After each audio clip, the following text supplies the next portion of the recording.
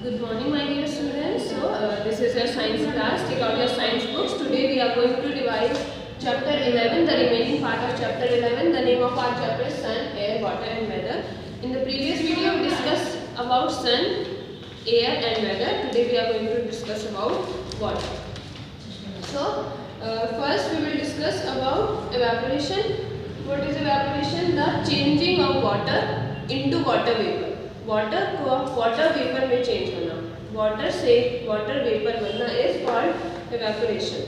हमने पहले भी इस चैप्टर में पढ़ा है एवेपोरेशन के बारे में. और कैसे होता है चेंज वाटर से वाटर वेपर? व्हेन जब वो हीट होता है, when water heats up it changes into water vapour.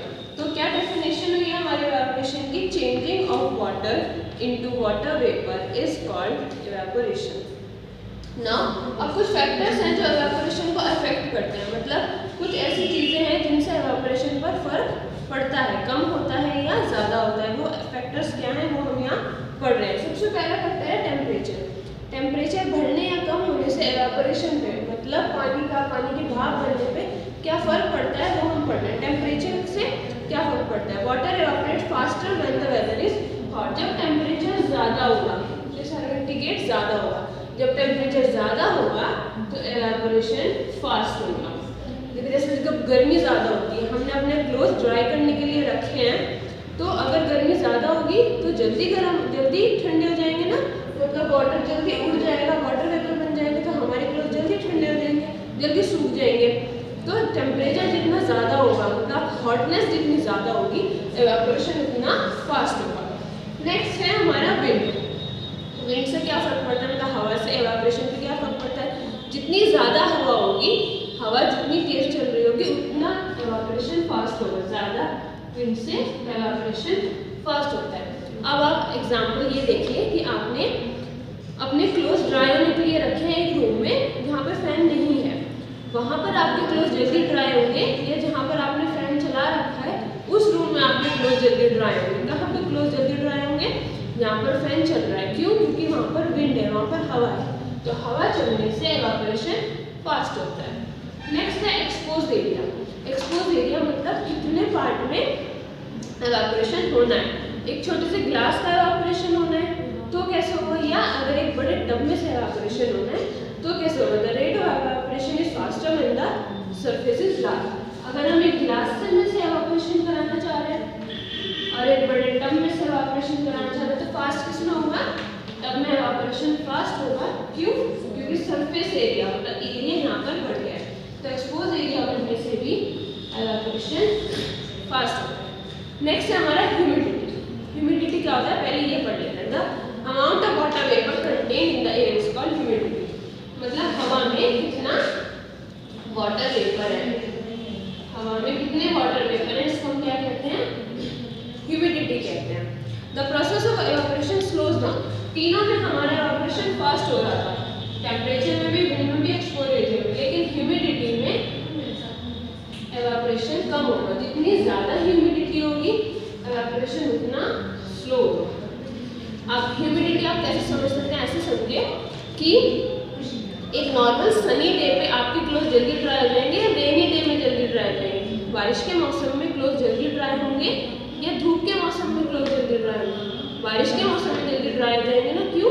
क्योंकि बारिश के मौसम में ह्यूमिडिटी ज़्यादा है. ह्यूमिडिटी ज़्यादा होने से एवेपोरेशन स्लो हो जाता है, तो धीरे ड्राई होंगे. So this was evaporation. Next topic है हमारा कंडेंसेशन. वाटर से रिलेटेड एवेपोरेशन का जस्ट अपोजिट होता है कंडेंसेशन. एवेपोरेशन में क्या था? वाटर से वाटर वेपर बनना, वाटर से वाटर वेपर बनना. कंडेंसेशन क्या होता है? वाटर वेपर से वाटर बनना, भाप से पानी बनना.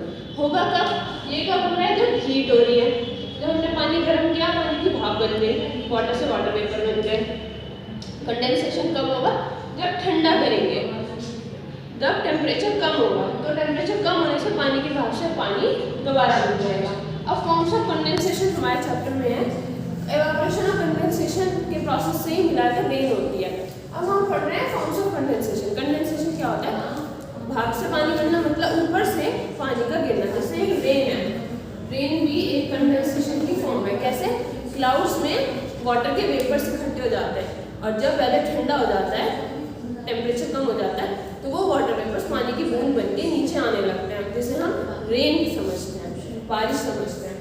तो अब पानी का ऊपर से नीचे आना, कंडेंसेशन हम मान रहे हैं, तो और भी बहुत से ऐसे तरीके हैं जिससे पानी आसमान से ऊपर से नीचे आता है। सबसे इम्पॉर्टेंट, सबसे कॉमन एग्जाम्पल उसका रेन है, हम समझते हैं।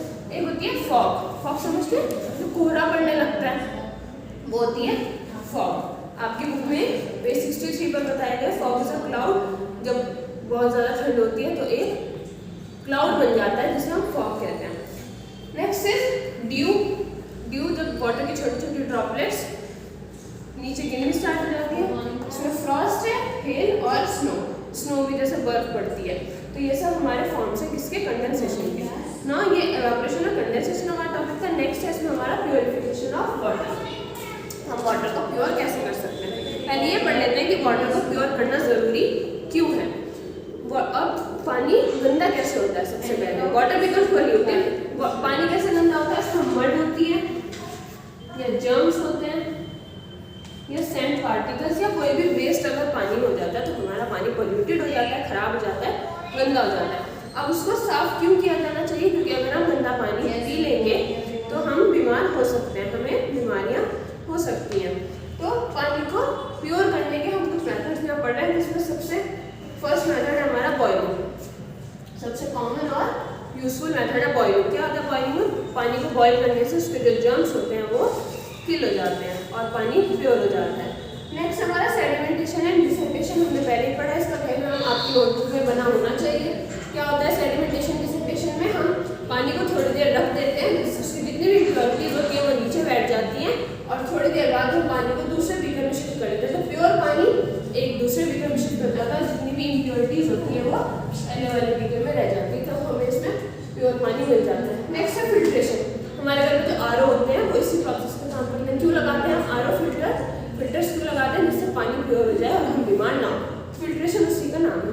क्लोरीन डालने से पानी जर्म्स फ्री हो जाता है। क्लोरीन एक एलिमेंट है, उसको हम गैस के फॉर्म में पानी से जब पास कराते हैं तो हमारा पानी साफ हो जाता है। नेक्स्ट आपको छोटा सा टॉपिक बचता है टिप्स टू हैंडल वाटर, मतलब वाटर को सही तरह से पानी को रखने की क्या टिप्स है। सबसे पहले वाटर को प्रेशर से हमें पानी को वेस्ट नहीं करना चाहिए। नेक्स्ट है कीप वाटर क्लीन वेसल, एक साफ बर्तन में पानी को रखना चाहिए और हमेशा कवर करके पानी को रखना चाहिए जिससे वो प्योर रहे। नेक्स्ट है ड्रिंकिंग, किसी भी गंदी जगह पर जहाँ पे गार्बेज हो या ड्रेन्स हो वहाँ पर हमें पानी नहीं पीना चाहिए।